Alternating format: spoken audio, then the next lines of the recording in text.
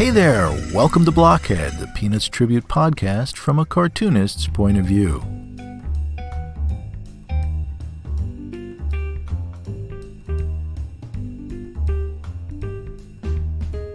My name is Jeff Grogan, and I will be your host for the next few minutes to talk about Peanuts, Charles Schulz, and all things Charlie Brown, Linus, Lucy, and Snoopy too.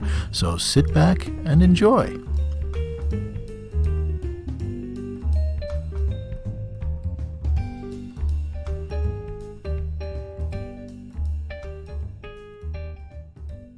Hey there, Happy New Year. Welcome to the 2020 edition of Blockhead.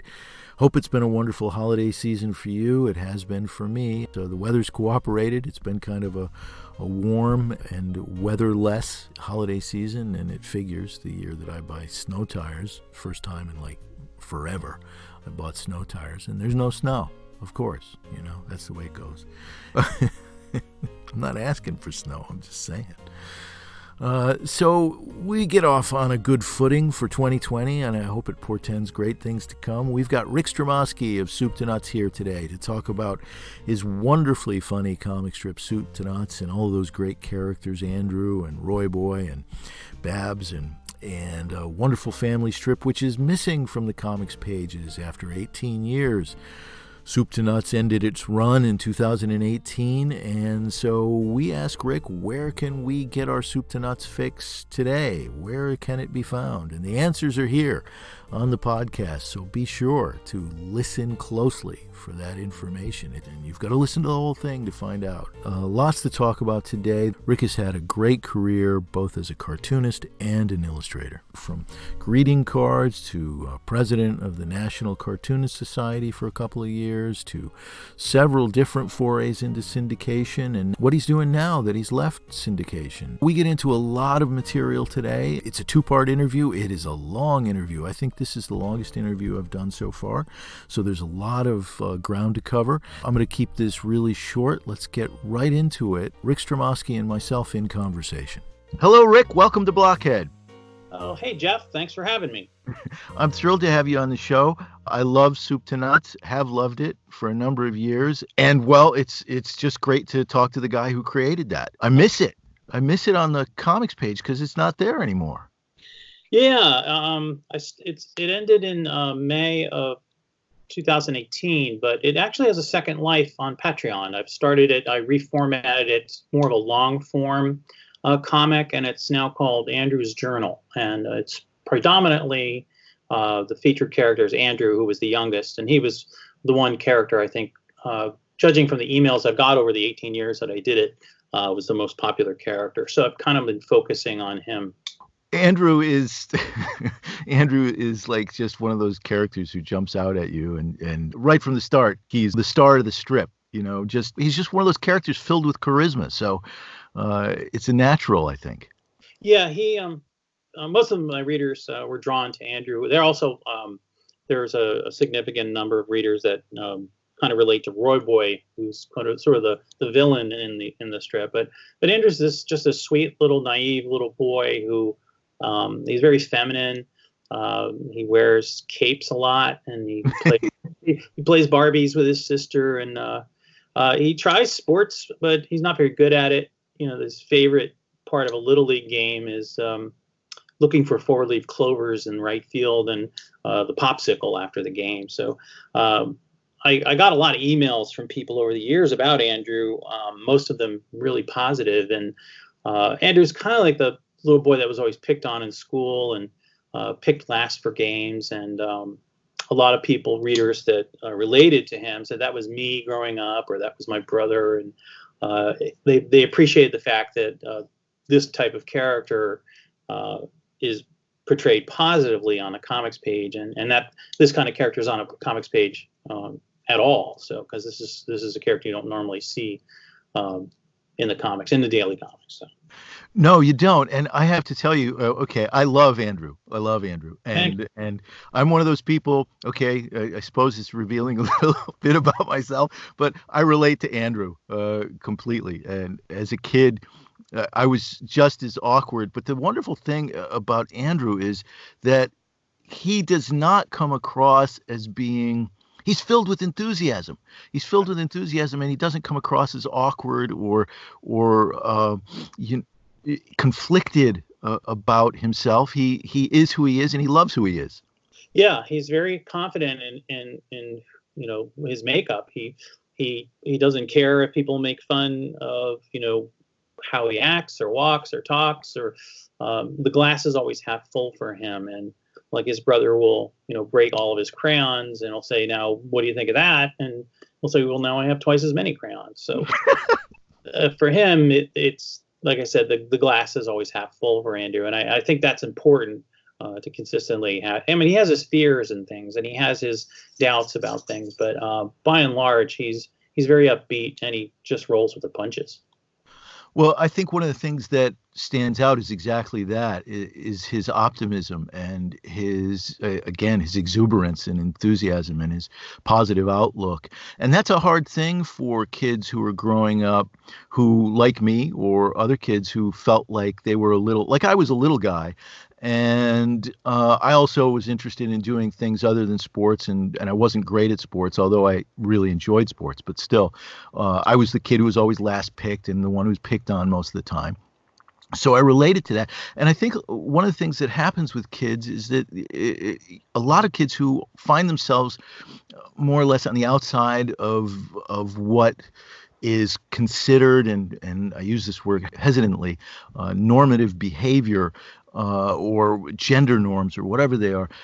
There is a lot of times, if they're not supported, there's a sense of conflict within them. Why aren't I like this person? Or why, I'm not making friends, or my friends are picking on me because I don't behave this way, or where you try as hard as you can to be like the other guys. And the wonderful thing about Andrew is that he's not worried about that. He's who he is. And I think that's fantastic. And again, growing up, it would have been great to see a character like that, when I was a kid.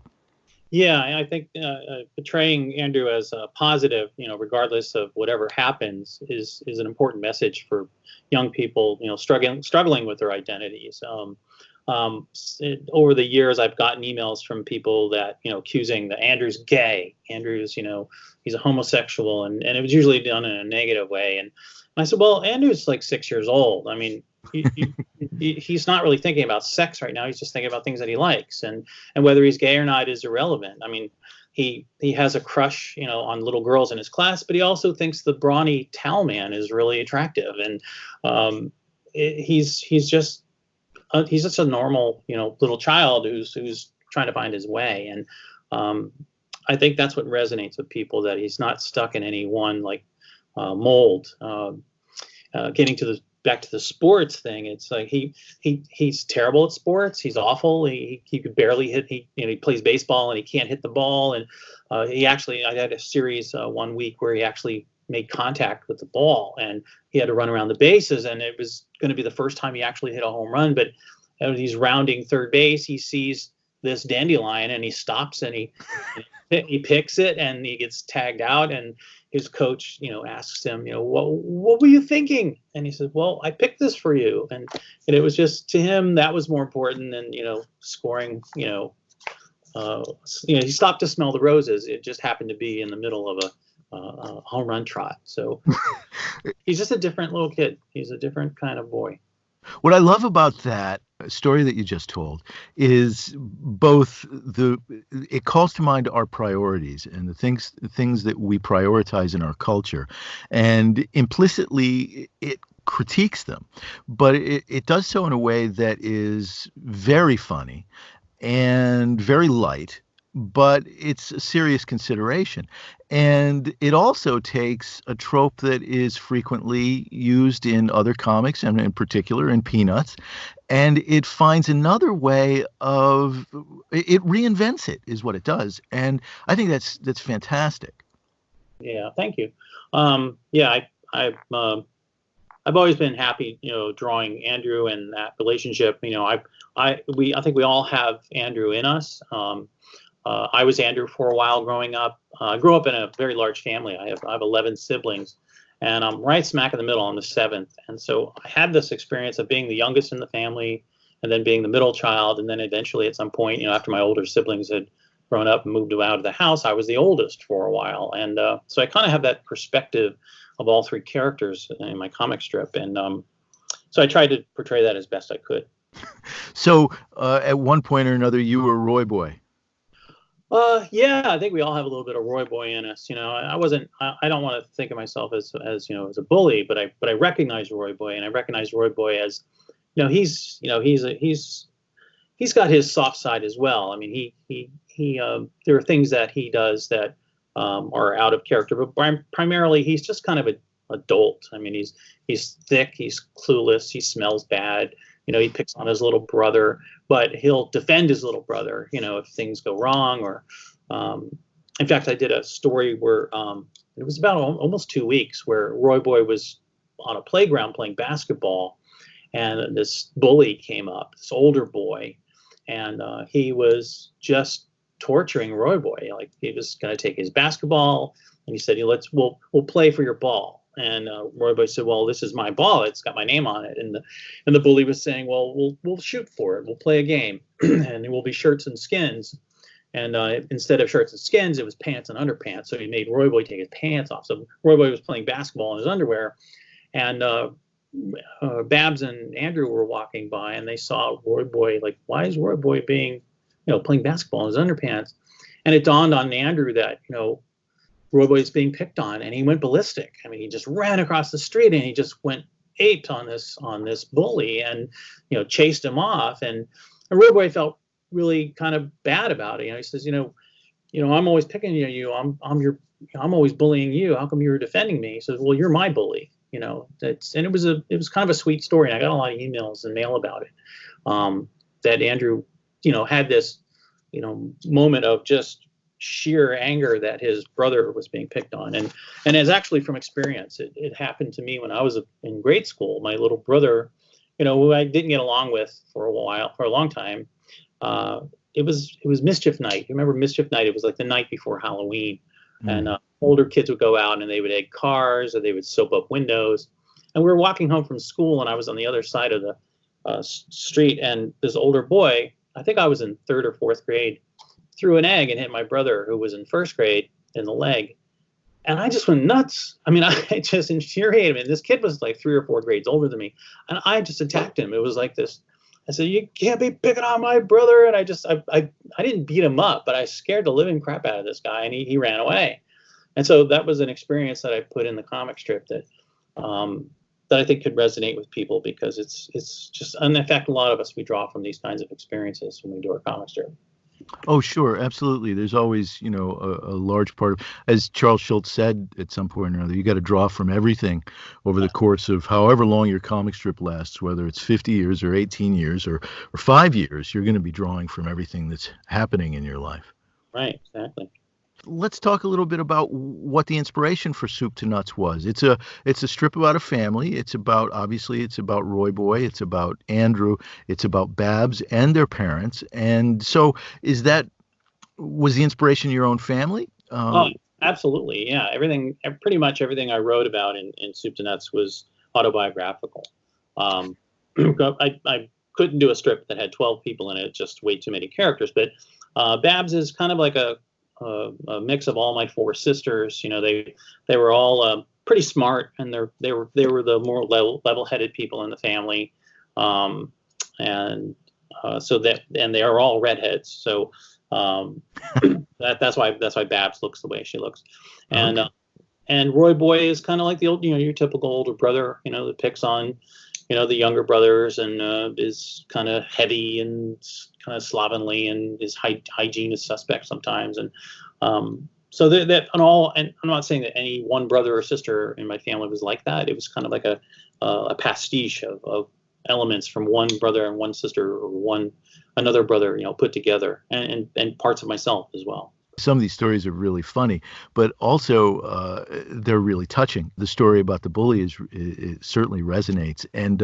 each of us, when it comes to our family, we can criticize and pick on our family members as much as we do, and particularly with kids and siblings, we do it all the time. I mean, to the point at which sometimes it can be kind of nasty. And yet, when somebody from outside starts to pick on people within our family unit, that's a different story. And then that's when the defense mechanisms really kick into high gear. Yeah, I think that comes from our animal brain, that this is, I share DNA with this particular sibling, and that, when you're attacking them, you're attacking me. But I also think that, we, as much as siblings don't get along, I think deep down there is that connection. And regardless of how things plan out throughout your life. If your sibling is being taken advantage of or being hurt, or I think a natural instinct is to defend them. Sure. Because I think it's built into our animal brains that we need to do that. It's like a survival mechanism. It is, and you have a very large family. So I'm interested in two things. One, where you grew up and what your youth was like and your childhood was like, and also how you get along with your siblings now when you're adults, because that's a very big family, and that's got to be quite complex in terms of its dynamic. It is. I think my favorite time growing up was there's 12 of us. On the 7th. We never had all 12 living in the house at one time. There was points, where older siblings move out, and then my mother had another baby. So it was like living in a bowling alley. Actually, it was just so noisy. And but my favorite time of my life is probably when we were at our poorest. We lived in a very small house in Edison, New Jersey. We had 10 kids and 2 parents living in a 1,200 square foot house, and it was a 1 bathroom. And so the upstairs of this house was it was like a dormitory. It was just one big long room with these vaulted ceilings, and there was beds lined up on either side of the wall, both sides of the room. And some of us, we slept together. Like I slept with my brother Tommy for a number of years, so we had to share a bed. And which is another funny thing. My brother Tommy, he was older than me, so he would get up. He would be allowed to stay up an extra half hour. So I would be going to bed, and then it was time for him to come to bed, and I would just be entering REM sleep, and he would climb into bed, and he had this annoying habit of rocking himself to sleep every night while singing the theme songs of television westerns from the 1960s.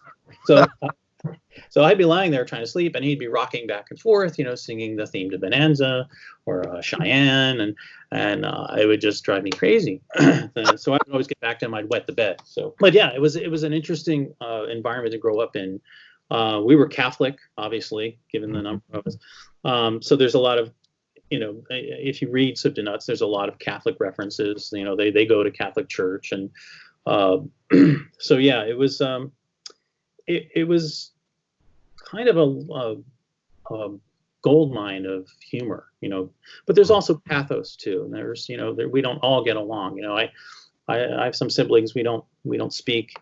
I've had several siblings pass away, so it's been a trying time. But I think we work these things out through humor, and I always tried to do it in a funny way, but also in a gentle way when I did Soup to Nuts, because it really was an autobiographical strip. And some of my siblings liked it, some didn't. They thought I was telling too many secrets, and but I think that you find that everywhere. I mean, it's not. I'm not the only person doing this. So, well, it's hard. Autobiography is hard in that regard when there are those you care about who are still around, and they're going to read your work, and it always comes. I think one of the hard things about that is coming up against that idea. Well, somebody is going to read this, and I know they're not going to like it, or it's going to rub them the wrong way. Sometimes when you mean something lovingly, it can be taken the wrong way. You just don't know how they're going to. Oh yeah, that happened all the time. Not just from my family, but actually mostly from the public. Like they would take something completely out of context. I once had a usually the evangelicals. They would take something, because I was always making fun of religion, because there's a lot of humor in religion. But sometimes I'm not even doing anything. Like in one particular comic strip, and I did this quite often. If you paid attention to the strip, usually in the background there'd be like a picture frame, and in that picture frame, it would be in all three panels, and something would change in the strip. Either I would put iconic portraits of comics that I've loved and throughout history, or I'd have something like a sailboat would be sailing on a sea of water, and in the first panel, the second panel it would be sinking, and the third panel would be gone. But it would have nothing to do with the joke or the gag that I was writing. It was just a visual element to see if any readers were paying attention. And I kind of borrowed that from Bill Holman, who was a cartoonist who drew Smokey Stover. He always had these really fun little Easter eggs all the time floating through his work, and had nothing to do with the story, but there was always these wacky things going on in the background. And I always loved doing that, seeing that when I was a kid. So I kind of borrowed that from Bill Holman and did that in my own strip. But getting back to this one, Evangelical, in this particular strip, Royboy was talking to his sister, and he was eating a banana. It was just a visual device. It had nothing to do with the strip. He was just, they all have to be doing something. So he happened to be eating a banana. In the first two panels, it was a banana he was eating. In the third panel, it turned into an apple. And I got the most vile email from this minister in the Midwest accusing me of being a pedophile, because the banana was obviously a phallic symbol. Oh my God. And the apple symbolized the seduction of the innocents. And he actually had several members of his own church write me letters demanding that my strip be, removed from their newspapers. And I had this email exchange with him saying, I kind of explained all this to him. And I said, sometimes a piece of fruit is just a piece of fruit. Yeah. And you need to get your head out of the gutter and on a psychiatrist's couch where it belongs. But oh my gosh. That just blows my mind. But go on, please. It was crazy. So, and he kept firing back at me. No. I know exactly what you're doing. I know you. I know I've seen your kind before. And I looked up his website, and I think he was fighting his own demons, because he always pontificated about seducing children, and he had this pedophilia phobia. I'm not defending pedophilia, but I think he was fighting his own demons, because most of his website was devoted to that. And so for the next several weeks in my strip, I was just putting fruit everywhere. I would have just fruit overflowing bowls. I had Drew Andrew wearing a Carmen Miranda hat once, and a bowl of fruit would turn into an overflowing bowl of fruit. I just purposely put it in there just to kind of tweak this guy. But it was an interesting exchange. But well, it's the thing when you put stuff out in public, you just don't know how it's going to be, responded to, and you don't know how people are going to take it. You come from where you come from, but this is something entirely different. Of course, you're being accused of something that is just abhorrent and wouldn't even cross your mind. But all of a sudden, somebody's putting their own psychological issues on your work, and that's, you can't be responsible for all of that. And I never took it, to the point where it really bothered me that much. I've always found it amusing, because I just know that there's always going to be people out there looking for a fight, looking for something to complain about. They more often than not would write a letter when they're mad about something, but when they find something humorous or something they really like, you rarely get letters like that, because people just take things that they like for granted. But it's the outrage that motivates them to write letters. And so I saved them over the years, and I would always take pokes at certain political figures, and once in a while I would put politics in the comic strip, and people would get mad at that. But politics is part of life. When there's issues of the day, you need to address them sometimes. And I would in my strip, and I usually did it through Babs. Babs is the politically correct character. She's very she's very woke. She's a vegan. She's whenever I want to talk about these kinds of issues, I usually did it through Babs. But I always got mail whenever I did it. And so I think one of the things that people who aren't cartoonists doing work in the public don't realize is how much response you do get, particularly from a newspaper comic, when it comes to issues of the kind that you're talking about, or issues that somehow or another rub people the wrong way. I know I was talking to Terry Liebenson early last year, and one of the things she mentioned was how she got mail, not about sexual innuendo. Her strip, Pajama Diaries, was about a husband and wife raising children. And it addressed, the romantic matters between a husband and wife very frankly, without any kind of prurient kind of views or whatnot. But when she started to deal with allergies and peanut allergies, she got all kinds of mail. Oh, and yeah. You never know what is going to touch a chord or what is going to upset people, but people got really, miffed. Some did about the way it was portrayed in the strip. And that happens. I mean, there's a great tradition of that happening in newspaper comics. Yeah, reminds me of a story Patrick McDonnell once told me. We were talking about this very same thing, and he was saying that he once got a letter from a woman who was extremely angry about Mooch's speech impediment, where he adds an H to all of his F's. So it's always just like all that, wherever Mooch talks, he has that little speech impediment. She was just lambasting Patrick about how cats don't have speech impediments, and you're making fun of people with speech impediments, and it's really not kind of you. And he said he responded to her, he wrote her back, and he just wrote one word. He said, "Sorry." Sure. Good for him. Yeah, come on. There are things like that where you have to be able to introduce them into a comic strip. And I don't think Patrick McDonnell has ever done anything that, the character is a lovable, beautiful character. And so that's a celebration. People have different modes of speaking, and I had a sister with a speech impediment. And gosh, it's a reality out there. And I've always approached this kind of thing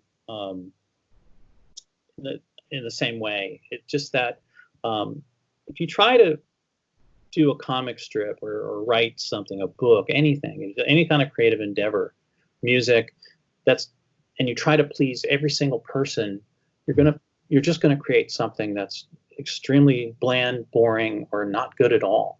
Yeah. Writing and creativity is about risk. You have to risk things.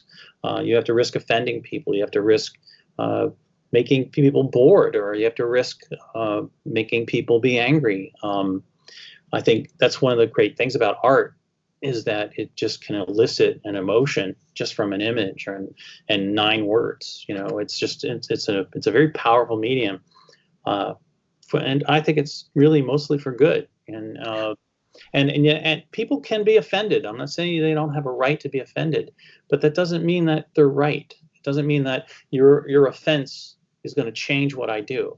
You can tell me you're angry about this. You can cancel your subscription over this, which I've always find ridiculous. If you've enjoyed my strip, I would get so many letters like this. I've enjoyed reading your strip for so many years, but I don't like what you did today, and I'm going to cancel my subscription. I'm like, really? So when you have a fight with your husband, you get a divorce every time? It's just, you can't please people 100% of the time. And but that's the nature of this business. So I always try not to allow that kind of response to ever alter what I was doing, because once you do that, you lose the spontaneity, you lose the essence of what you're trying to create. I relate to that so much because I think one of the things I don't know about you, but I grew up, always wanted to please people. I was one of those people who just always wanted to please people. And one of the things when I first started putting stuff out on Go Comics, it was different than comics I had done before, was finding out, first of all, the audience was different than it was for comic books, and they were coming from a different place. But not pleasing people or doing things that they found eccentric, because I was coming from a different place, and my comic strip was a different thing. It was a kind of a science fiction parody. And the expectations were very different for it. And trying to handle not pleasing this audience every day, which it went on for like 5 years, where the people, as you said, who enjoyed it didn't say anything, but the people who didn't enjoy it were there every day. And it was hard to deal with that.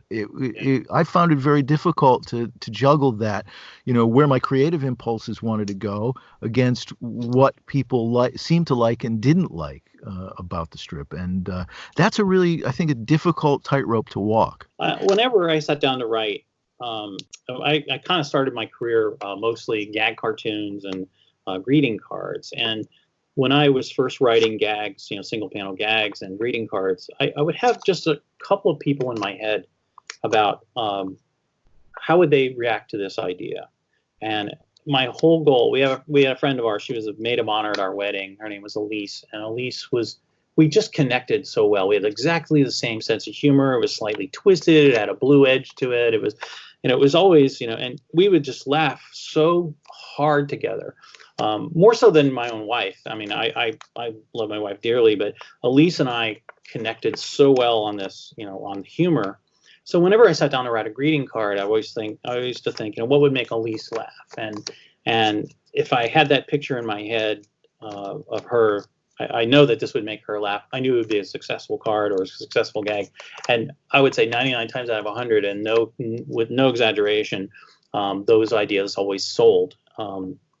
My friend Elise is no longer with us. She passed away about almost 25 years ago, but she was just she was a motivation. She's one of the reasons I'm a cartoonist. I mean, she motivated me to come up with very funny ideas. And I think that's what cartoonists need to do. They need to narrow their focus. Instead of trying to please everyone, try to please someone like Elise. What's going to make Elise, and you're probably going to hit a home run when you do that. It's a great thought and a great way of looking at it. You can't please everybody, but think of somebody who you share a sensibility with, and think about what's going to make them laugh, or what's going to touch them, or what's going to inspire them. And you're right. I think that's great. Having an audience in mind, whether it's an audience of one, or an audience of 25, or an audience of 2,000, whatever. Thinking of somebody else is a great way to help you shape and guide your sensibility. So that's a great idea, and I hope I'm going to put that to use the next time I sit down to write something. And also sometimes when I sit down to write, when I was writing when I write gags, and it can get you in a little trouble too if you do this. But I always think, what would make other cartoonists? What would make my peers laugh? And sometimes what would make your peers laugh is not the same thing that would make the public laugh, because their sensibilities, not to insult the public, but they're a little less jaded than us cartoonists. When you've been doing this for a number of years, like most of us have, I've been doing this professionally since 1983.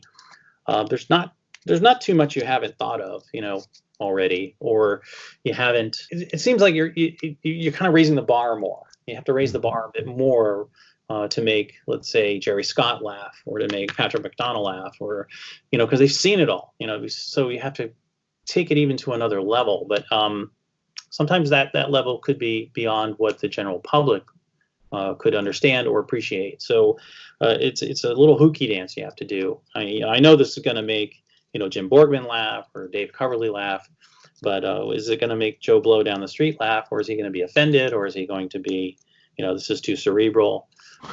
It's an interesting mix. So you're constantly thinking in these ways to, how can I fine tune this art form to where I really want to get it. So that's a pretty tough audience, I think, that you're talking about there. People who've been working, as yourself, been working in this business for 30 or 40 years. And then you are, the level of experience. I remember, Paul McCartney was asked something about a one-hit wonder band back in the, I guess, 90s or something. And he said something to the effect of, well, if you want to know who I really respect, it's people who've been doing this for, are still here after 20 years. And because at that point, that's the difficulty. I mean, it's one thing to do it for a couple of days. It's another thing to do it for a year, but it's a whole nother thing to write new material over and over again for a period of 20, 30, 40 years. That's... Yeah, and that requires an enormous amount of imagination, and as Schultz often said, you have to dig out everything that you've experienced in order to accomplish that. Right, exactly. So let's talk a little bit about your beginnings in the field. You said you began in 1983. I know you came out of the greeting card industry originally, but you were also cartooning then too, or in a lot of ways they're related, but. I was kind of wearing a lot of hats. actually my career started when I was in grade school, because I used to remember when we used to get our textbooks and we'd have to cover them with brown paper, when you Oh bring them. yeah. And I used to draw on my school chums. They would ask me to do a drawing on their covers, and I would get I'd charge them a quarter, so I get my lunch money that way. But my first professional sale was 1983. I actually still have the check. It's hanging here in the studio. It was for $7.50, and it was Hustler magazine. Oh my God. So I have this check signed by Larry Flint hanging in my office. Oh my God. It was $10. I probably would have cashed it, but for some reason I said, this is my first sale I've ever made. I'm going to hold on to it, and probably threw their books off for years. Yeah, I was going to say it messed up their books. Where's this $7.50? But yeah, I started selling mainly to magazine, single panel magazine gags. I was sending a lot to a lot of men's magazines, a lot of women's magazines, a lot of family magazines, and it was steady, but it wasn't enough to make a living at. And so I started looking into illustration, and that where all the work that you do for magazine gags is all spec work. And I know there's a lot of transition between magazine gags. You could turn them into greeting cards, and I did a lot of that as well, which I like because, we got an advance against a royalty. And one of the good things about greeting card industry is that they're always looking for new designs every year. And if you have a good design, it could be in a line. You could get royalties from a good design for a number of years after you've actually sold it. So I was doing that. I was doing a lot of gag cartooning. I started sending out promotional pieces to different art directors in different, disciplines like advertising, magazine publishing, newspaper publishing, and started getting assignments for that. So at the peak of my freelance stuff, I was doing I'd have a job board with maybe 7, 8 to 10 jobs going at once, and some were weekly gags, some were gigs, some were monthly, some were every 3 months. So I was just building a client base over a number of years from just promoting the heck out of myself. And in fact, at the height, I think 25% of my income I was devoting to self-promotion, and I was very, very busy, but it was just really daunting. But I loved it. I mean, I was a cartoonist. I was an illustrator. I was didn't have to paint houses anymore, and that was the last real job I had. I was a house painter in Los Angeles with my brother, and but I didn't have to do it anymore. So that's kind of where my beginnings were. And then in 1987, I was syndicated with Universal Press. Lee Salem bought a single panel feature from me. It was called Dog and His Boy, and it never really got off the ground. And I learned a lot from that experience, because if you're going to try out for syndication, it's really difficult. I mean, everybody knows syndicates get like 5,000 ideas a year from people, and maybe they'll launch one. Mm-hmm. Yeah. And there's a guarantee that strip's going to make it, because to get into a newspaper, you have to knock someone else out. So I had so many things going against me. Dog and His Boy had so much going against it because one, it was a single panel. So that means that any newspaper that carried comics, there was basically at most 2 or 3 single panels on the page. And at the time, back in the mid 80s, those single panels were either the Family Circus, the Far Side, or Herman, and they were wildly popular, panels. So in order for me to break into any newspaper markets, it would have been really difficult. I wasn't going to knock out the Far Side or Family Circus. So or Dennis the Menace, the kind of the really established ones. Yeah. And so your real estate is very limited on those comics pages. So you have 4 shots, where I realized, it's better to do a comic strip, because, there's a lot more space that you can attack. There's because that's essentially what it is. It's an attack. I mean, people, syndicates fight for this real estate, and so if you do a comic strip, you're more apt to have a better chance of getting into a newspaper, because there's more features that they can drop that may not be as popular. But that panel, Dog and His Boy, ran for about 9 months. And I found an old royalty sheet from it, and it was just horrible. I can't believe that I did this for 9 months. And back then, syndicates, really took advantage of artists, and with fees and costs. And I think I was making the strip was making about $900 a month, and my take was about $11. So everything else was being taken out. $11 a month? Yeah. Oh my gosh. Yeah, wow. It was hard. but I thought I was on the road to riches. Sure, of course. So Yeah, still doing being syndicated is a dream. So I'm sorry. Go ahead. well, they think it's the holy grail, and it's not. And so even if you're lucky enough to get syndicated, 1 out of 5,000 of those ones, probably 9 out of 10 new launches fail within 3 years. So it just doesn't. So I learned a lot from that first experience, and then I just concentrated on my freelance work, and for the next up until the year 2000. So it was like 13 years. I was just working on my freelance work, and I met Amy Lago through the NCS, and she was working at United Media at the time, and she just really wanted me to do a comic strip, and that's where Soup to Nuts came about. And so but I had other ideas too. I had a comic strip that was pitched. It was actually almost going to be launched by King Features.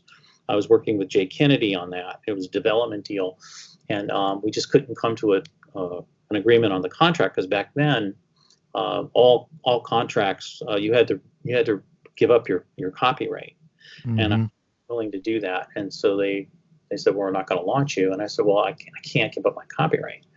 And Right. so it was a newlywed strip. It was again, autobiographical. I had just gotten married, so I was writing about what it's like to be a young couple who just got married, trying to get on their feet, kind of thing. And it was called Wedded Blitz. Uh-huh. And it just we developed it for about 4 months. And Jay was ready to launch it, but the money people, I couldn't get past the contract part. So that went to mothballs. I did another feature that was sort of like a Mother Goose and Grimm thing, but it was more characters that were, more like from fairy tales. So there was this misogynist frog that was always hitting on a princess. There was this king and queen. There was a wolf. There was 3 pigs. There was, that I think it was too close to Mother Goose and Grimm, and so that didn't find any legs. Then I did a junior high school strip, what it was like to be in junior high school, and so I had a number of projects that submitted and failed, and all the while still doing my freelance work. And then Soup to Nuts came about. Amy asked me to do a strip, and I just wrote about my family, and it got syndicated, and it was in about 150 papers at its height, and some really big papers, and we did it for 18 years. It was launched through the NEA package, and United at the time had this. They had 2 ways of selling your comic strip. They sold it a la carte, which a lot of the larger strips were sold, but there was a grouping of comics that was in this package. So I think there was like 15 of them, and the Born Loser, the Griswells, myself. There was just a strips that you're familiar with, but they were bundled together, and those were always marketed to mid and small size papers that don't have big budgets for comic strips. Right.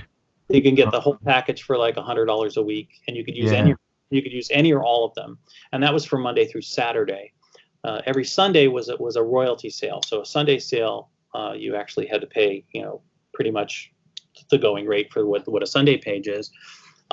Most papers who bought Soup to Nuts just bought it through the package, or they bought it a la carte. There were some larger papers that I got royalty statements for. So I got a salary for the you negotiated a salary, a guaranteed salary for the NEA package, and then outside sales or royalty sales. So bigger papers like the New York Daily News and the Hartford Courant, those paid a royalty to me and syndicate. So, and typically with those papers, the cost of Monday through Saturday, let's say, was $100. You get paid for Monday through Saturday, and then a Sunday sale would be $100.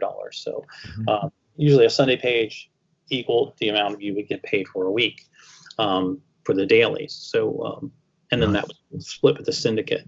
So yeah, I was sold 2 different ways. And so with the NEA package, there were 600 subscribers to the NEA package, newspapers that subscribed to it. So it was different, and the syndicate didn't keep track of the usage. They just kept track of the sales, like the bundle. They said, well, we sold a bundle of this paper, sold a bundle of this paper.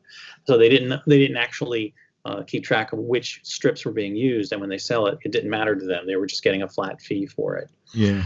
But what I did, I wanted to know what papers were using me, because of course. So very early in my syndication, I did what's called a clip service. They don't, I don't know if they still have it anymore, but you paid this company a certain amount of money, and what they do is they essentially have these little old ladies in every city in the country, go through the newspaper and clip out a list of things that they are looking for. So they would say, okay, we're looking for this comic strip Soup to Nuts. Go to your paper and clip it out and mail it to us. Little old ladies would be clipping out Monday, Tuesday, Wednesday, Thursday, Friday, every day of the same paper. And I didn't really want that. I just wanted to know which paper was actually using it. One day would have been fine, but I had to pay for all those other days. So it was really expensive. So I got this giant package in the mail of, 2 weeks worth of Soup to Nuts strips that are literally, they're called clip services because they're clipped out of the paper with scissors. And, but I was able to figure out I was in at least 150 of those papers. And, plus whatever I got through the actual royalty statements that actually told me which papers I was in.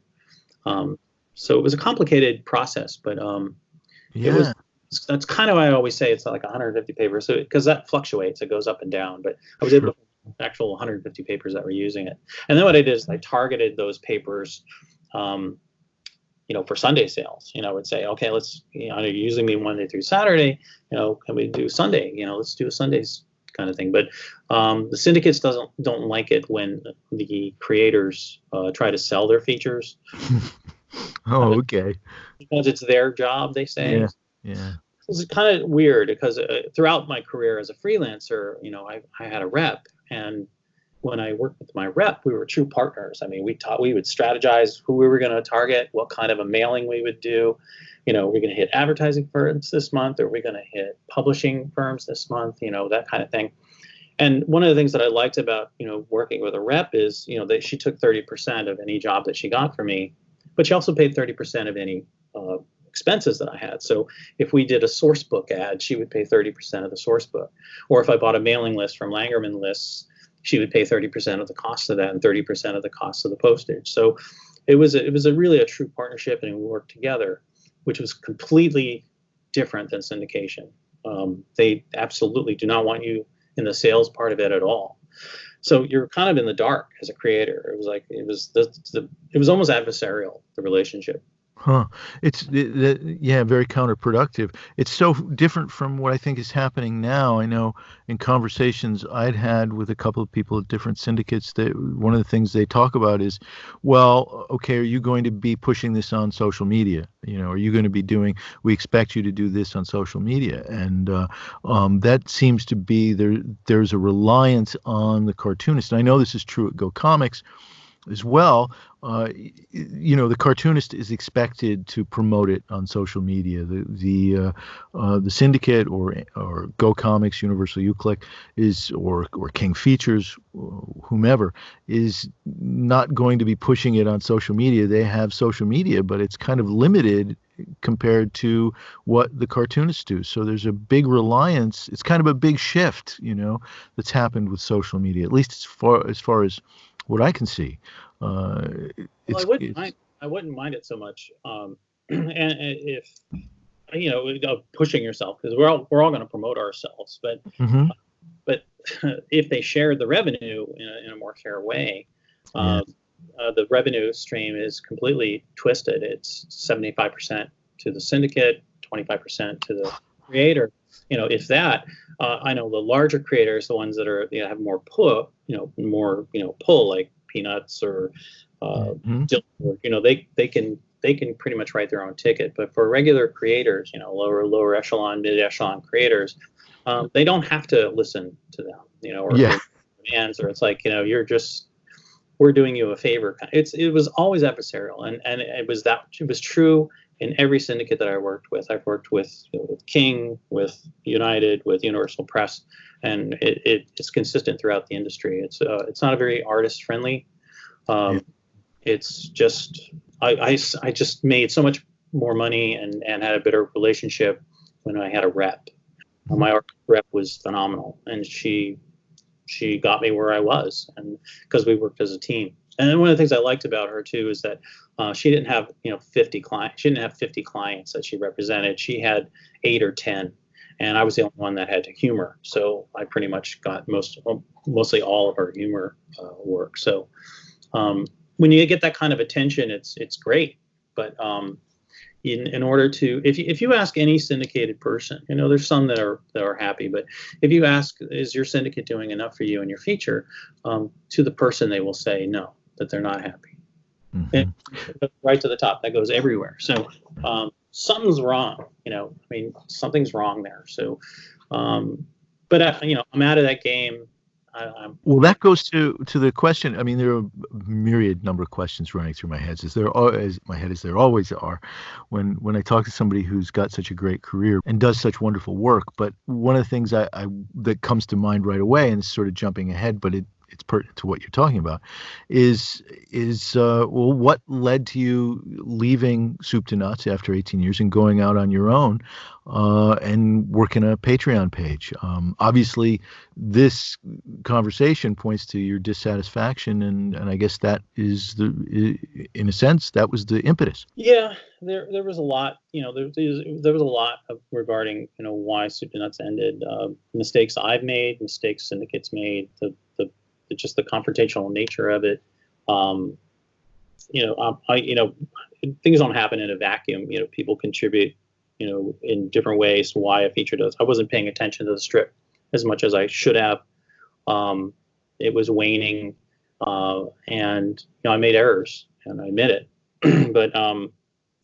But it was also difficult because I never felt the partnership that I did with an artist rep that I ever did with a syndicate. And I was working on other projects at the time. I was working on a graphic novel for 2 years, some young readers' novels I was working on, and I wasn't giving the strip as much attention as I should have. And there was also some personal things that happened in my life that were pretty bad personally. And it was like this perfect storm of things that came together and just seemed to be the right time to end it. And it was 18 years is a long run, so it was a long run. I'm very happy that I was able to do it. It was a privilege to do it. The process was fun. It was great. I loved getting up, and I was in the local paper here in Connecticut, the Hartford Courant. It was nice getting the paper every day and having my coffee and seeing my feature there every day. It was really special. And I do miss that.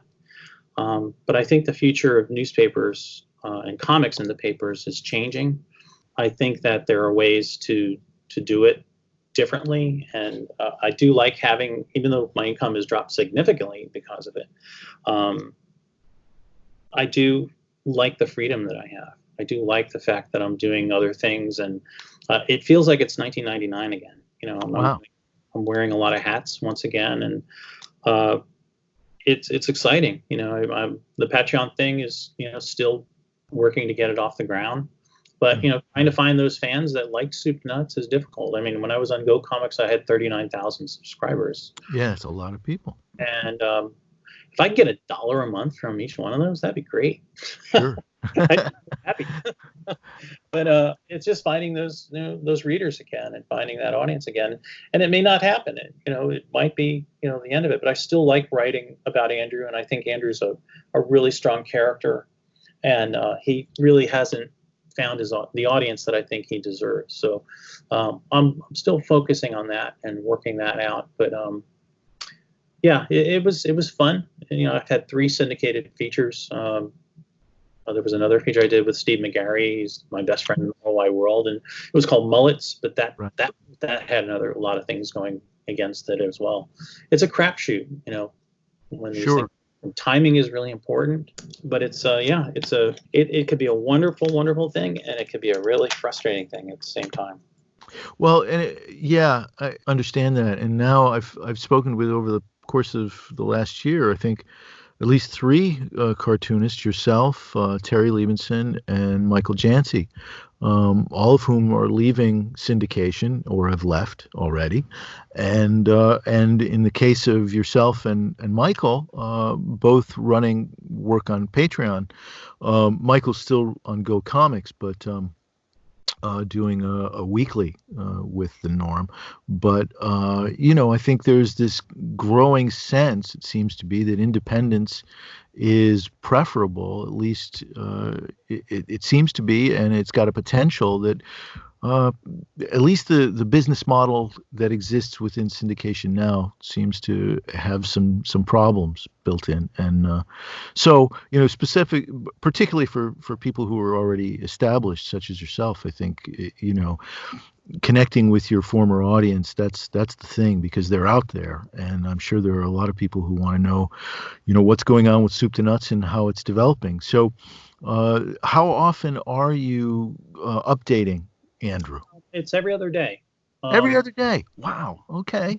I have some archive stuff that I have, but I've changed it a bit to be. I'm taking a lot of the, I have 18 years of material, so I'm taking some of the storylines and one-off gags and making 2-page stories out of them. It's more of a longer format. Sometimes I'm just putting old material up and redrawing it, reformatting it, and putting it on the site. But it's and then I talk about, I'll do little animations. I've done a number of animations with Soup to I Nuts. love those. I love those. I see those on Instagram. They're great.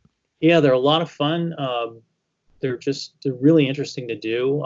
They're really time consuming though, and I have no animation experience at all. I just started playing around with iMovie, and essentially doing like onion skinning, with the way they did it back in the old days. So it's really fun doing that, and animating, the gags that I've done on a couple of. I have a whole list that I want to do, which is a matter of getting to it, but.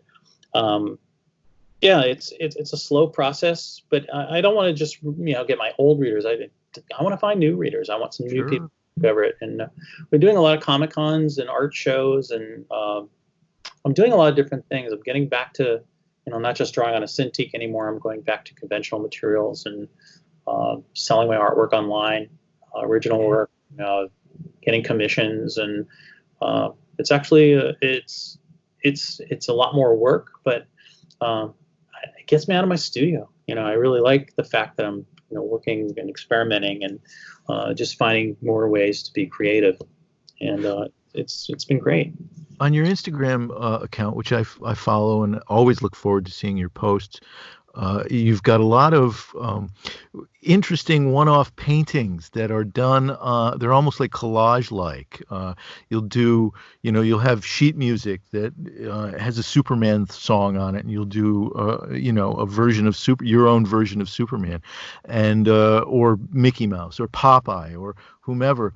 I love those, and they seem to be just something you're doing for yourself, but along with the animations, which I've really enjoyed as well. I think there's a lot going on there. So two things come to mind. One is, where can people buy those paintings, collages, original artworks? Where can they go to get those? And then the other thing that comes to mind is, do you have a YouTube channel for your animations? I have a Vimeo. I'm on Vimeo. Oh, okay. There, but with the artwork, you can just contact me, right through Instagram. I mean, I post them in places like Facebook pages that are devoted to Popeye or to Betty Boop or anything like that, and just say, if you're interested in this piece of art, contact me. And I've been selling a lot of paintings that way. I also have done a few actual brick and mortar art shows and galleries around here in Connecticut, and sold some work that way. And just people see the artwork and they ask me, is this for sale? And I'll say, yeah, I definitely will sell it to you.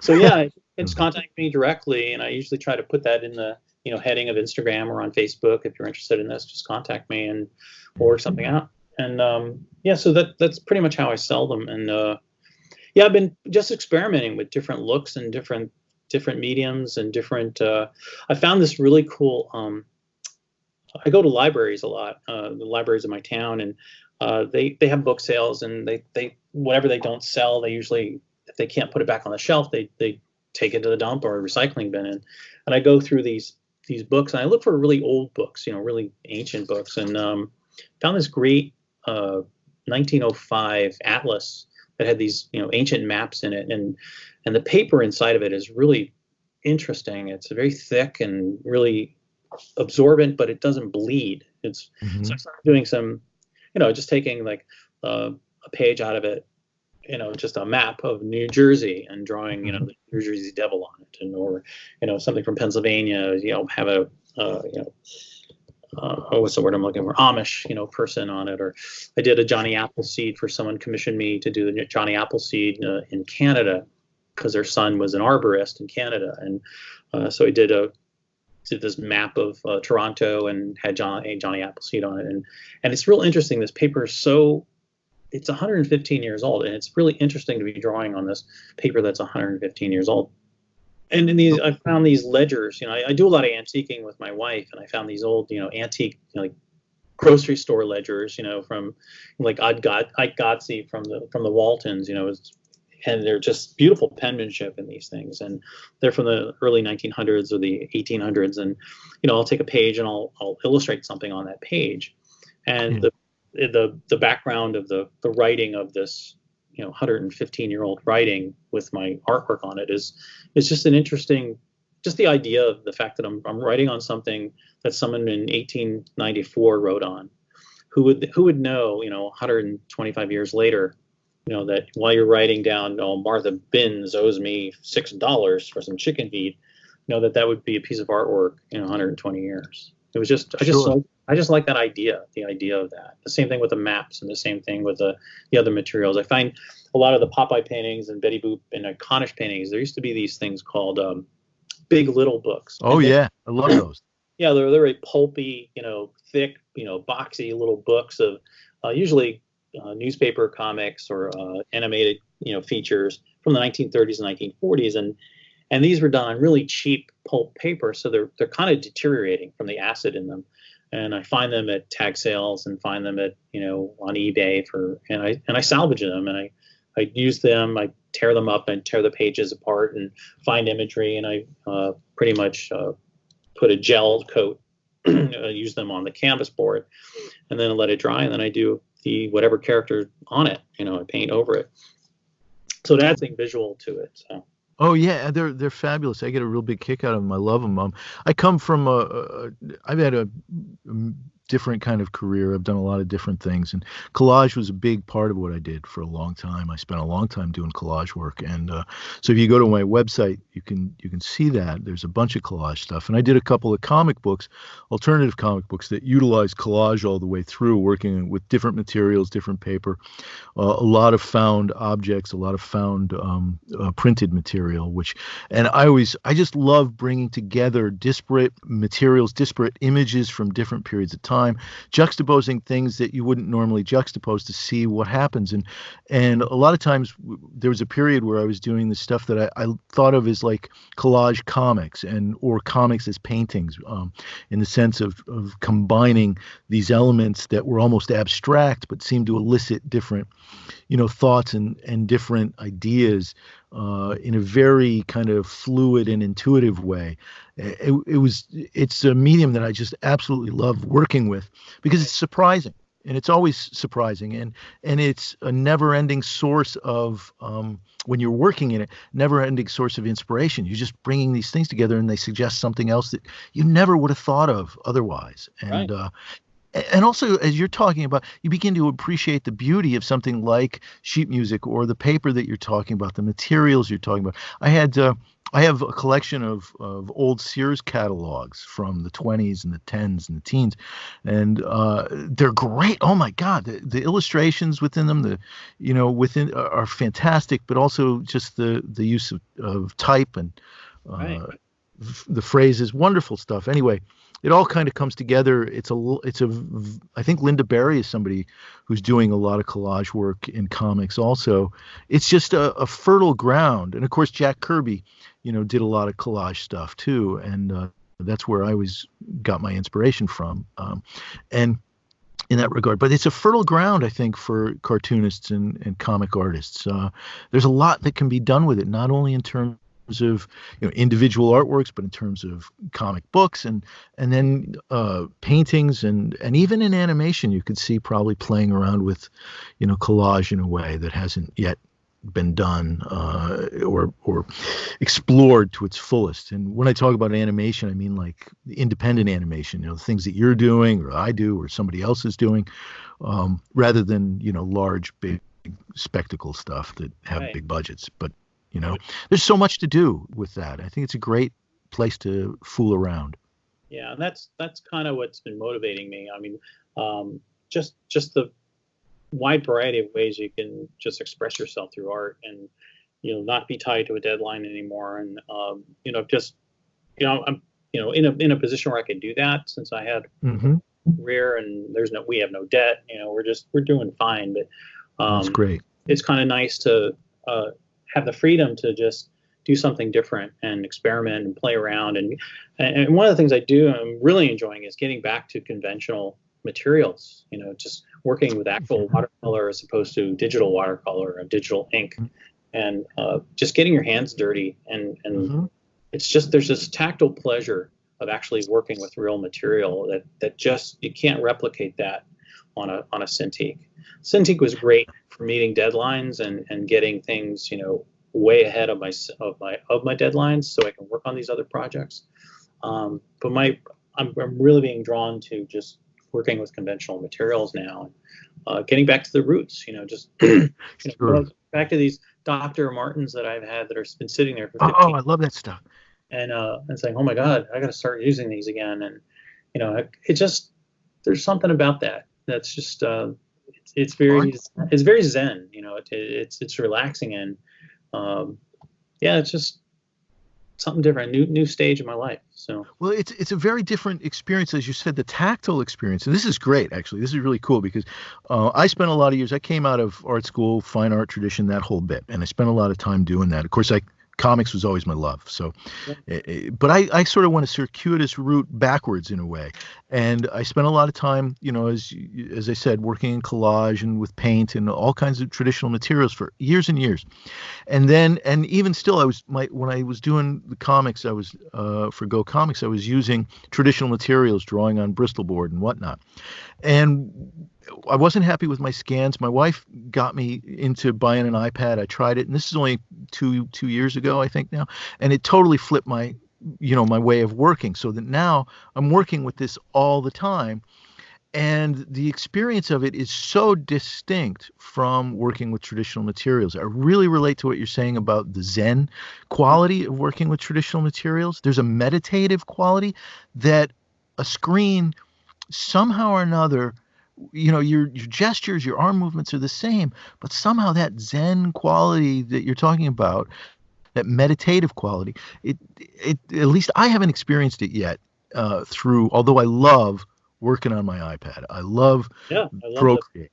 All of that stuff. You correct your errors immediately. Oh yeah. But it's like kissing someone through a window. It's kind of like you're feeling it, but you're not really. Mm-hmm. So I just love the fact that how a rough stippled paper could grabs your pen nib or grabs your pencil point, and leaves this trail of material that's right there, and the idea that you can't change it, so you have to think about it more. Yes, you do. I'm really thinking about my drawings. I did a lot over Christmas. I was getting tons of commissions and people wanting artwork. So you sit down and with a Cintiq, it could be a little lazy and say, oh, I'll do it this way, and if it doesn't work out, I'll just undo it. We can't do that with a piece of paper that's 115 years old. That's the only map of Idaho that you have. So, and they want a drawing of Mr. Potato Head or something on it, and you have to actually think about what you're doing and plan it. Where you kind of got away from that when you were working on a Cintiq or working on digital. So it's a different mindset. It is. I'd get these great, wonderful pieces of paper, heavy arches, 100-pound paper, and beautiful stuff, and really wonderful when you're working with Dr. Martin's dyes and how it absorbs into the paper, and the saturation of the color. Just love that stuff. But I'd stare at that white piece of paper for 10 minutes before I made a mark sometimes, just because I'm like, oh my God, this paper, it's so expensive, and if I screw it up, but then if you do something you weren't intending, sometimes it kicks you off in a totally different direction, which may have rewards that are far greater than you imagined originally.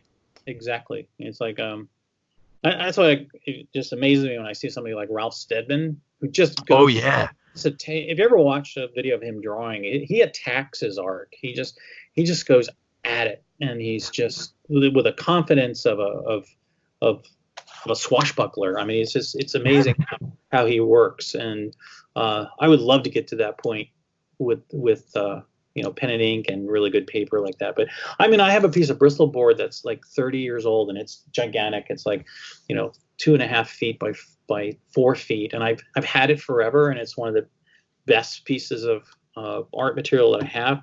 But I keep looking at it, and I never do anything on it. And it's just, I did one. I cut a piece off, and I did this. It's actually my business card. It's this drawing of a cat in an alleyway, and I used just India ink and this brown clear wash, and it came out great. But I'm just afraid to go out, use this paper, because what if I mess it up, And so that's how I feel. I've gotten away from, that risk. So, I'm sorry. Is that you? Yeah, that's my daughter. Oh, okay. Yeah, that was one of the things I was going to ask. I know you mentioned your wife, but you've got a family too. Yeah, I have a daughter. She's her name's Molly, and she's an extremely talented photographer. She's 25 years old. She went to Pratt Institute in New York City. Oh yeah.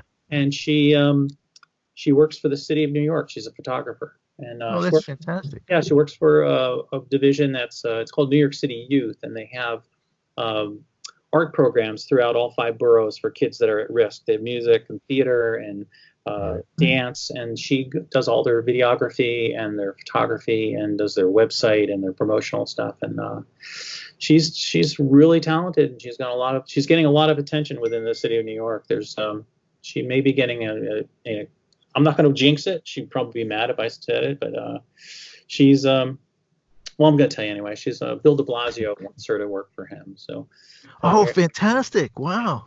Yeah, she's gotten their attention. So we'll see. We'll see if she gets that. Good for her. But that's a great. Yeah, she's doing what she loves to do, and for the past few years, I mean, she's been coming to the Rubens since she was a little kid. We always families for the past 20 years. Reuben people have bring, and so she has these Reuben friends. She has there. The Jeff Keane and his daughters, and Dave Coverly and his daughters, and so people, all these cartoonists that bring their daughters, they kind of grew up through the Reubens. She has little kids, and now they're well-established young women. It's just kind of neat to see that. It's so gratifying. Yeah, it's great. I'm a Pratt alumni too. I did my grad school at Pratt, so great place. What a great school. She liked most of the class stuff, but she it's interesting because she went to a private school here in Suffield, Connecticut called Suffield Academy, and it was an amazing experience. It was the best thing we ever did for her. It's a small school. There's 400 kids in the whole school. There's 100 people for 100 graduates every year, and it was such a sense of community. And it was a great school because it really took her out of her shell, because she was kind of a shy person growing up. But one of the great things that they did at this school was every week you changed, the entire school ate lunch together and had meals together, and you were assigned a table, and every week you were assigned a different table with different people. So you got to know every single kid in the school, upperclassmen, lowerclassmen, they all sat together. So it created this great sense of community and support, and it really allowed her to blossom. So she really had a great high school experience. But when she went to Pratt, I mean, think about students, I was one of these art students. They're surly, they wear black all the time. Everybody's an asshole, I hate the jocks, and everybody who's happy is not really happy. And so she goes from this environment to Pratt, and all of the students were like that there. And they would make fun of her. You're like Rebecca of Sunnybrook Farm. You're not. She goes, well, I really liked high school. I mean, you liked high school? And so she didn't like that part of it, but she made some good friends there. But she also didn't like the fact that there were no business classes. And that's one of my biggest gripes with art schools is they never teach you how to be an artist. They teach you how to do work, but not how to be an artist. And it's a horrible disservice that they do. I didn't go to art school. I didn't go to college. You know, there was no money growing up in a family. Also, and in my family, you had to leave the house when you were 18. So I was been on my own since I was 18. But as a cartoonist, I taught myself the business end of it. You know, I got every book about business, about marketing, about promoting yourself, how to use mailing lists. I mean, I just taught myself, and I passed this information on to my daughter when she was in high school. And so when she went to Pratt, her first business class wasn't until the fall of her senior year, which is way too late. They should be taking that every semester of every year, is how to promote yourself. So when she sat in the classroom, the teacher would say, you know, who here has a business card? And Molly would be the only one. Who knows how to write an invoice? And Molly would raise her hand. And they said, who has a website? And she'd be the only one that has a website. And these are things that are fundamental to being a creator, you know, and making a living at it. And it's denigrated. It's like what the kind of photography that she does, you know, they're teaching kids how to be gallery artists. Well, that's not every one of these kids are ever going to be a gallery artist. They're just not. There's no, you know, it's such an insular industry to begin with, and very political and very incestuous. And most of these kids are going to spend, you know, $50,000, you know, a year. So by the time you graduate, it's $200,000.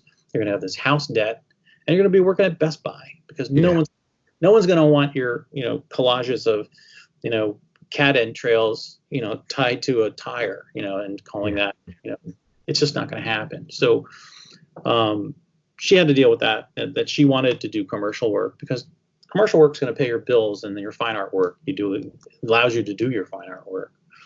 Well, yeah, and you're talking about an issue that's close to my heart, because I'm in higher education. Obviously, it's what I've been doing for a long time, and that's one of the issues we grapple with. You know, small art program in Long Island at Adelphi University. That's where I teach, and one of the big issues that we've always struggled with as a faculty is you know, how to bring the real world into the discussion. And we have a wonderful course on it's called Emerging Artist Strategies. Unfortunately, which is taught by one of my great colleagues, and she does a wonderful job with it.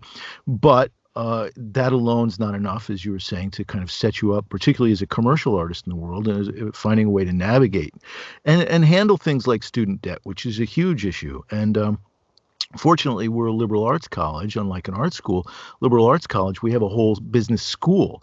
And so, you know, a student who's going through that degree program can sign up and take courses in the business department. And we encourage them to do so, because it's very important. If you are going to be an independent artist in any way, if you're not going to be relying on an institution like a university to pay your way, you're going to have to find a way to support yourself, just as you did. And it is a very confusing world, because I spent a number of years before I did this trying to find my way through that world, you know, and failing miserably. and that's why I ended up, you know, in some sense, heading towards an institutional framework, because I could handle that better. I had no idea how it was. I was totally at sea when I graduated from school back in the early 80s. And you know, that when you're out there and you don't have the network, you don't have the connections, you don't have any examples. And if you're not don't have the kind of foresight that you had to sit down and really learn about business, and the discipline it takes to do that, you know, if there's no guideposts, you will end up leading a life that you know is frustrating instead of fulfilling, and that's not a recipe for a happy culture or happy world. And so we try to, you know, encourage our students to look in those directions, but it is a big issue, and you know, I think it's a really important issue to consider.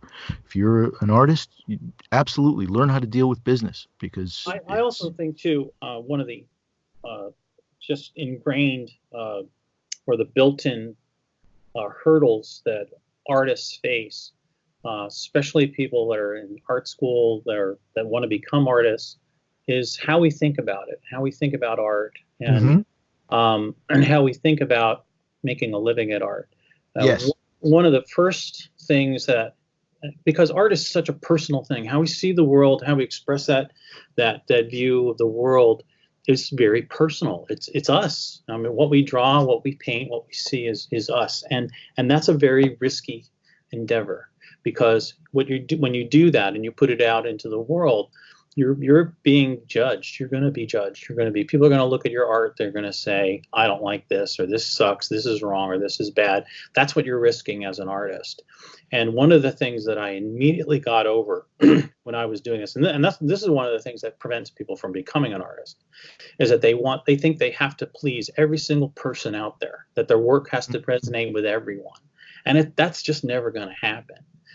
When I was first promoting myself as a freelance artist and a freelance illustrator, I would buy mailing lists, of art directors in all different disciplines, advertising, publishing, magazines, and I would send, let's say, 1,000 postcards, and pay the postage for these postcards, and I would buy this mailing list and I would attach the labels and I'd mail these out. And I knew right when I was at the post office that 997 of those postcards are going to end up in the trash. As soon as they get to the art director's desk, they're just going to go right in the trash. But it's those three. That was the three I'm trying to hit. And I've always approached it as, you know what? I'm not trying to please 1,000 art directors. I want to find 3 or 2 or even 1 that likes me. Because if I get a job or a steady, job from these art directors, that pays for that mailing. And it was a slow buildup of those kinds of art directors. That kind of promotion, that kind of approach is, don't think of your art as having to please everyone or it's worthless. It's going to be worthless to a lot of it. In fact, the vast majority of people is going to see your work. But it's those 3 that are going to give you jobs that are going to pay for your house. They're going to pay for your child's private school. And you build up enough of those clients. I think at the most I had in a year, I had maybe 50 to 100 clients that used me pretty much all through the year, which is more than enough. Absolutely. And so many times I would do a promotion of 2,000 pieces or 4,000 pieces. I'd spend $1,000 or $1,500 on a promotion, and I wouldn't get anything from it. And then there would be 6 months of this going on. I was like, oh my gosh, this is terrible. And then boom, 1 month, I get half of my year's income in just 1 month, of assignments. So it's being consistent and having a thick skin and understanding the process, understanding how this works. And I didn't go to school for any of this. I just learned this through buying books, buying business books, buying art business books, teaching myself how this works. And art schools can do this. They can teach this mindset, but they don't. They choose not to because they're there now just to collect, money. It's a money-making business for them, and they're doing a great disservice to these people. When my daughter first started Pratt, I approached Pratt to say, look, I'll teach a 2-week course on promotion, of yourself as an artist. Completely ignored me. Had absolutely That's a shame. And because I wanted to get a little break on my daughter's tuition, but I'll do this but they go out in the world completely unprepared for it. And it's just important to go out with the right mindset. I was tenacious, early in my career. I'm still tenacious about it, but I think we need to teach kids not just how to draw, but how to think and how to think conceptually. You could teach anybody. You could teach a monkey to work a Cintiq or to do Photoshop, but what always got me work was the way I thought about things, the way I could read a body of text for a magazine and come up with an image for it that encompasses what that article is about. That's what you need to do. You have to teach kids how to think and how to conceptualize, as opposed to, how to lay this layer of Photoshop onto something else. This is what gets you work. It's not just your drawing skills, but your thinking skills. In fact, art is all about thinking. That's what I think art schools need to do a better job of doing. And it's one of the things my wife's is very creative as well. She's in a creative industry. She's in the garment industry, and she does a lot of design decisions, and she's very, very good at what she does. So we've always instilled this into our daughter, and so she got this great job, even before fantastic. Because she did the work. But it's one of the things my biggest bones of contention with art school, and I didn't go to art school, and I know, I had hundreds of art directors since 1983 that have used me. Not one of them has ever asked me where I went to school or what my grade was. How were my grades? Where'd you go to school? Not one ever asked me that question. Well, that's part one of our interview with Rick Stromoski. We have a whole nother hour or so to go for next time, so I'm going to try to make sure that's together and edited and everything's in place by next week. So be on the lookout for that. If you enjoyed this, there's more to come. And we actually get into talking a little bit about Charles Schulz and Peanuts, which is, ostensibly the topic, although cartooning in general is a topic, and anytime we talk cartooning, you know the way I feel about it, we are doing honor to the memory of Charles Schulz. In this case, Rick is not the biggest fan of Peanuts, and he's got some interesting takes and thoughts on the subject, and so we get into that a little bit. Always interesting to hear another point of view, so be sure to check that out. You can find Rick on Patreon. If you want to find out what's going on with Soup to Nuts and you want to support Rick, check out Patreon and look for Rick Stromoski. That's Stromoski. And you can find new strips going up there every other day, I think is what Rick was saying. So on Patreon, and give him some support. Help make sure that the story of Andrew keeps coming out on a regular basis. I think that Rick will appreciate it, and I think you'll enjoy it. You'll get a lot out of it. So be sure to check into Patreon and be sure to look for Rick Stromoski and check into the adventures of Andrew, right? Because it's great stuff and really enjoyable. There's some folks to catch up on. I did want to mention, Dwayne Abel. Remember Dwayne Abel? He was on the show. I think it was in the summer or early, late summer, was it? Dwayne was talking to us about his foray into television. And Cartooning with Dwayne, which is the name of the show, is up and on YouTube. And it features Dwayne Abel giving lessons and advice and talking to cartoonists about cartooning in general. So he's spreading the gospel, right?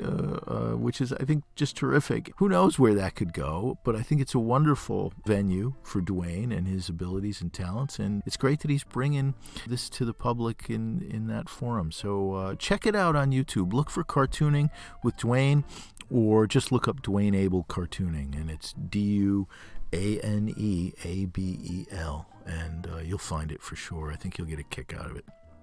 Keep in mind the target audience is young, so but I think it's terrific. Wonderful. Terry Liebenson of the Pajama Diaries has left syndication, has put the Pajama Diaries aside, and is going to focus on her wonderful books, and I wish her the best in her future endeavors. But we're going to miss her on the comics page. I love the Pajama Diaries, and I'm really sorry to see it go. A little update for a couple of our past guests, and what about me? I'm doing the same thing. You should check me out on Instagram, okay? At Grogan Jeff, GROGANGEOFF. I'm getting better at spelling my own name. I think that's it for now, okay?